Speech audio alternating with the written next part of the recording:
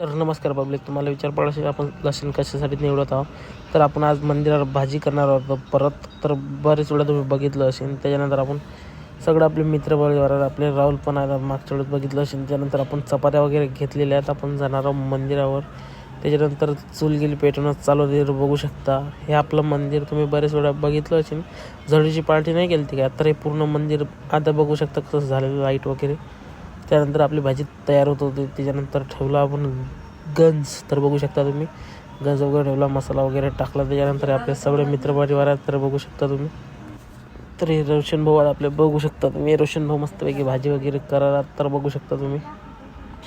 तर इथं मस्तपैकी भाजी चालू झालेली आहे. तर इथं रोशन भाऊ आपले मस्तपैकी भाजीला मस्त तयारी आणणार आहेत.